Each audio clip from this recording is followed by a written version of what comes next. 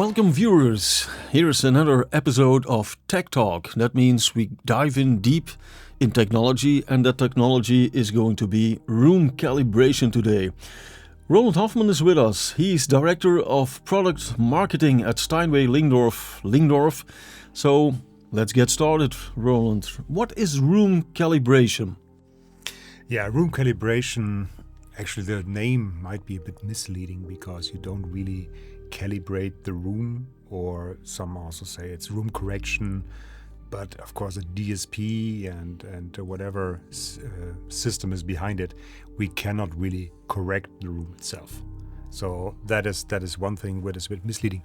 It's more about speaker calibration, because you calibrate how the speakers interact together with the room. Yeah. So we don't. So for everyone who is a bit like, is that really what do you promise too much? We don't promise that we can change the room for sure. So no room correction should do that or can do that. The theory behind it is that something will be corrected in advance, so that a room acoustic problem, being in the low frequencies like exaggerated bass or lack of bass or uneven sound, or even a sound that sounds too bright because of reflection, that this is taken care of in advance. And that sounds a bit like a miracle, like how can you correct something in advance before it happens? But it is possible, because if you take a microphone and then you have an acoustic fingerprint of the room, and if you feed that back into a system, or meaning an amplifier or speaker that has a DSP built in, if you feed back that information, then you can address things in advance and, for example, send less sound energy over the speakers into the room in the critical frequencies where there's too much bass. So that's the whole idea, is to have that feedback loop and then have a more controlled sound. So that's the overall idea from every room correction, no matter which brand name or which technology or which algorithm. It's a pre-correction before the sound comes out of the speaker. But it all starts then with measurements. But It starts even with measurements. if you take, like, there are a lot of room calibration or room correction systems on the market, but they all differ. So, and that also starts with how the measurements are done. Can you elaborate on that? Absolutely. So basically it started many years ago with basically taking a microphone and a sweep, which a sweep is something that is usually used in measuring a speaker on its own. So it goes like from low frequency to high frequencies in a very short time, like Yeah. oh, that's it. And that is used in so-called anechoic chambers or rooms, which are not really rooms anymore because the room is taken out. It's a dead room. And then you measure the pure speaker. So in the beginning of all these room correction thinking, that same signal is played, and some calibration systems still do that. And then you can see the outcome will be not a nice, smooth frequency response. That's the one that you sometimes see from speakers in a magazine. It's not looking linear at all. Anyone who has ever measured the system at home, where we borrowed a microphone and get a laptop out, measured with this little sweep their own living room, they are shocked what they hear, because it looks like the skyline of the Rocky Mountains. And it's not a line anymore at all. So they are shocked by that. But that is the actual fingerprint room response of your speakers in the room. So that was in the beginning measured, and everything in this Rocky Mountain line was imagined that should be straightened. So linear must be correct and Rocky Mountain is wrong. Yeah. So that was the original thinking of many room corrections, and I have to add, it's still in the DNA of many room corrections out there. So based on the sweep, have the acoustic response from that short time window, and then linearize it. That is the thought of, I would say, 80% of all room corrections out there. Mm-hmm. And then? and then, as I said, some systems still do that, but for example, at Lyngdorf Audio many years ago, the feedback from listeners, from actual listeners to such a linearized system wasn't always great. So, of course, the room problem, for example, exaggerated bass at some frequency was gone, so the boomy bass was gone. But especially in the beginning and with some systems nowadays, people say, it sounds very sterile, or it sounds very neutral, it sounds very flat, there's no musicality, and so on. And that is a bit strange because you think you do the right thing, right? You measure and you invert that outcome. So the response. So the outcome is a straight line. So what can be wrong about that? That should be right.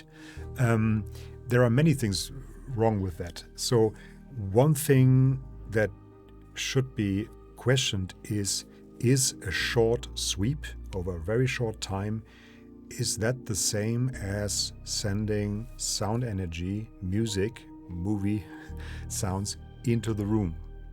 Is that really the same? Of course, nowadays there are DSPs who are really much better than 20 years ago in reading more out of that response.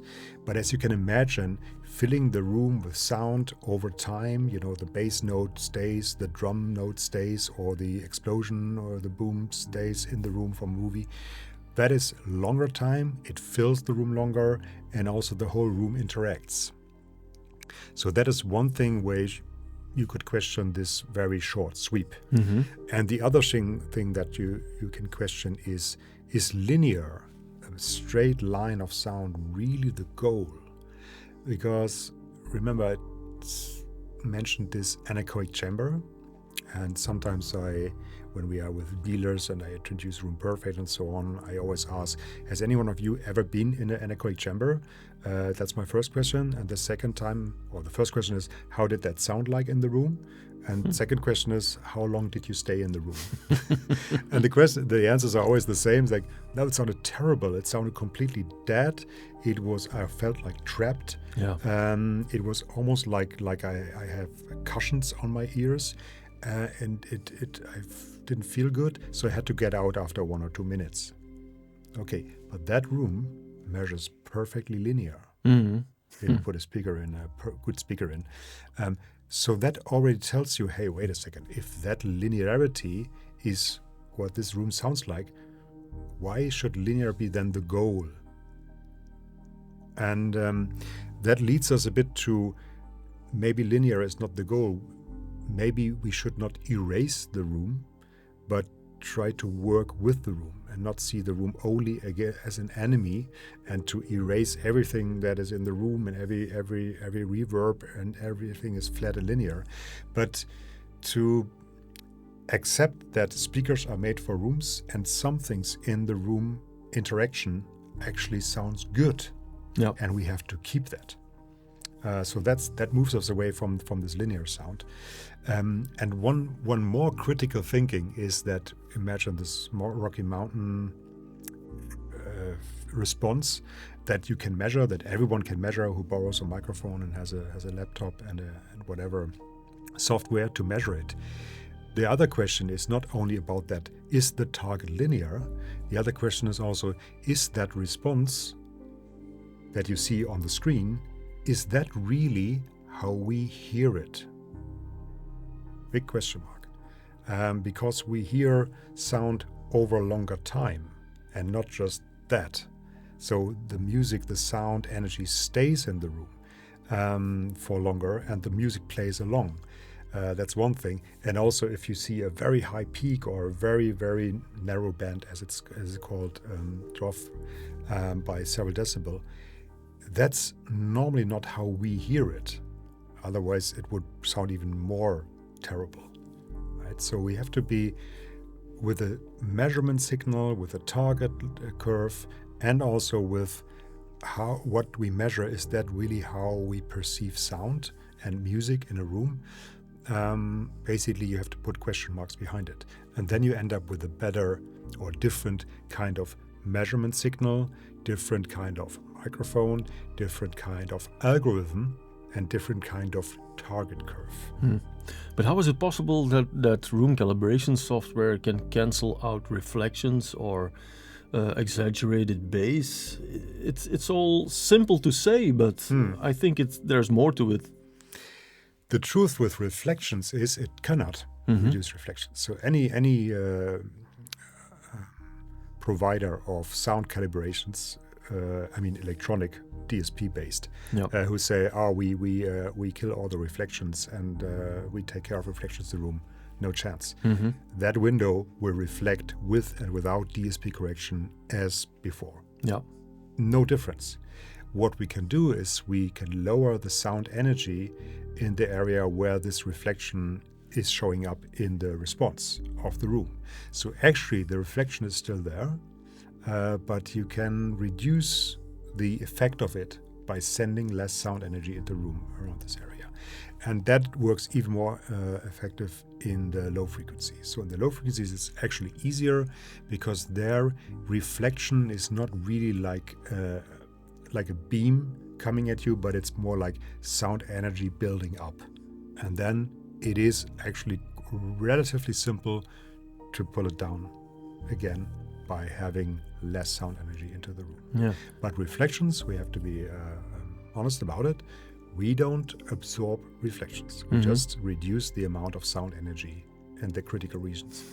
And even there, you have to be careful how much you remove, because even if the window is reflecting like hell, that doesn't mean that it sounds like a terrible reflection while we listen to music. So we should never overkill it. Many room corrections overkill. They linearize too much and they put straight too much. Yeah. Sweeps are long gone history here at our listening room because we use RoomPerfect. And when we do a new measurement, we put the microphone in different places, different angles, different positions, heights, etc., etc. And then the software says after every measurement, okay, room knowledge is now 69%, 83%. And then we usually work our way up to like 98%, just above 97%. But what does that represent? Room knowledge. What does he actually know about the room? The size, the depth, the height, the nodes, the whatever. Good question. Also a good question, because most calibrations basically measure at one spot, and that's where you sit. Yeah. Right? So they have a room knowledge is ready after one measurement, or maybe a little bit left and right around your head. Yeah. But basically, most calibrations measure at one spot, and that's all they know. And then let's calibrate and let's linearize. So RoomPerfect works differently. RoomPerfect only takes this measurement where you sit as the starting point, as the reference point, and then actually RoomPerfect begins its job, and that is to take more measurements across the room to have more data for the algorithm and to understand even better what is really going on in the room. Because what the sound that you hear where you sit is not a laser beam of sound from the speaker into your ear. What you hear where you sit is the speaker sound together with the room sound from every wall, the ceiling, the floor, everything together, which is also in the measurement here, but so far the algorithm cannot separate one from the other. It's just all one information. So no wonder the DSP based on one measurement pulls everything straight. Everything in the Rocky Mountains looks like a problem, so let's pull it straight. The more data we get from the room, elsewhere, across the room, different height, different listening distance from the speaker, different distance from the wall, measurement by measurement, RoomPerfect understands more about how the so-called sound energy of the speaker in the room over a longer period of time, that's the sound builds up in the room, how that really radiates, how the speaker radiates sound, how the sound energy is. We don't really measure the frequency response at one spot, we measure the power response of the speakers in the room, across the room. And then you have much more data, much better data, to do a better calibration and not just do the simple thing, put everything right. So and that's why we show it kind of in the user interface, that measurement by measurement, the room knowledge raises, and that is because RoomPerfect has more information of what goes on in the room. And at first, it might look like, oh, it's only 68. Now I'm 69 and now I'm 70. But don't give up, because every measurement really makes the end result sounding better. To move away from this straight line, which is quite simplistic, and then you end up with this very lean sound, no dynamics, no musicality, whatever words people use to describe the sound, we move away from it. So measurement by measurement. And then you have, if you are around 90%, then basically RoomPerfect tells you, hey, now I have a really good understanding of how your speakers in this room sound like, so you can close it, the calibration, if you can finish the calibration after 90%. Big advantage of gathering this room information is that you don't have the algorithm presents a result, but it's not just for the sweet spot, as you say, for one person. Absolutely. Exactly on the pinpoint placement in the seat. Yeah. But you can switch from focus position to global, and that means when you're sitting with 3 or 4 persons on the couch, you enjoy with the same, probably almost the same result, evening out the sound more. Exactly, it's both. So one thing is that since RoomPerfect is not only measuring at that one spot in the room and doesn't calibrate only on that one spot of the room, since we don't do that, that also means that it sounds better even if you move your head, or if you sit a little bit to the right side, a bit to the left side. It matters less, simply because we have more room information, how the room sounds in general. So it's not a calibration on that spot, but it's much wider. So that's always the case. And on top of that, we have, or the user has the opportunity to have to listen to that main seat, or if he moves around a lot, or if the family listens, or you have friends in the house, or in the cinema where you have like 6-7 seats taken, you can switch to global, and then it's even less of a correction on that area, but it just widens the area and it's less correction overall. So it allows more from across the room. When you have like a Dolby Atmos setup like we have in our listening room, the measurement takes some time, because every speaker has to produce sounds. And not only different sounds, low frequency energy, mid and high frequency energy, and then every speaker again and over again. Why is that? That is exactly because that's what happens when you listen to a movie, when you watch a movie. Yep. Then it's not just a sweep or a signal or 80 hertz. It's a very, very complex audio signal. And that's what we when we designed these 2 measurement tones, which is very wide, very long, and also first the low frequencies, then the high frequencies over extended period of time. That is because it's much closer to what actually happens in the room when you listen to music or a movie soundtrack. Then the whole room fills up with sound, and that's why we do that. And the other side benefit of that is, if you not only have this really short time window, really short sweep, but have an extended window, then anything that happens during the measurement matters less. What I mean by that is that if there's something goes wrong, for example, there are some calibrations, you have this very short sweep or whatever measurement tone, and then imagine something happens, like a bus drives by, or someone drops a pen, or your chair makes a noise. Normally you have to erase and start again. Like, okay, there was a noise outside, or someone came into the room or knocked the door or something. So repeat.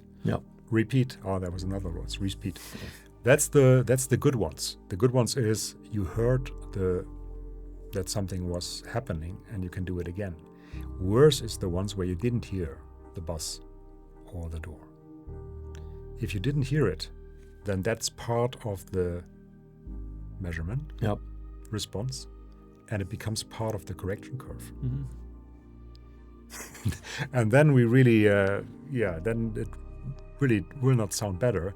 And also it means that every measurement definitely sounds a little bit different than the other, because there's always something. And if you have a really wide measurement window, like with RoomPerfect, it doesn't care. You can even talk. I mean, you shouldn't, but you can talk while if someone slams the door, if something happens, if you drop a pen or hit the glass. RoomPerfect doesn't care. It's not part of the calibration. It's clever enough to take that out. Ignore it is the better word. And even if there's some continuous noise, then it might extend the measurement window even longer until it has enough data to make a good calibration. Yeah. So the measurement and the algorithm tries to even out the sound energy in the room. So if you have like exaggerated bass, it tries to lower it down. Mm-hmm. But it does more than that, if I'm correct. What about time alignment of speakers in a surround setup? That is actually done in the step before RoomPerfect. So there you put in the distance to the different speakers. RoomPerfect doesn't really touch the phase response of individual speakers, because the phase response of the tweeter, the mid-range and the woofer to each other is correct, because that was the job of the speaker designer. There are some systems which claim that they also get, phase issues in the speaker correct together with phase issues that happen in the room. But whenever you touch these things, you basically change what the speaker is doing on axis as well. So you cannot control off-axis phase issues by doing something in the speaker signal, because then you also change it on axis, and that would be wrong. So that is one thing where you cannot fix it. Okay, that's a lot of technical information. Now let's make it more concrete. You did a measurement, the algorithm did its magic, and you start listening again. What's the change? What do you hear? What's the difference? Globally. Yeah. Most people it's interesting that with most calibrations, people hear that, for example, the boomy bass is gone, but then after that first positive response comes a lot of negative things that they don't like. That's what we often hear also for people who change from another calibration to RoomPerfect.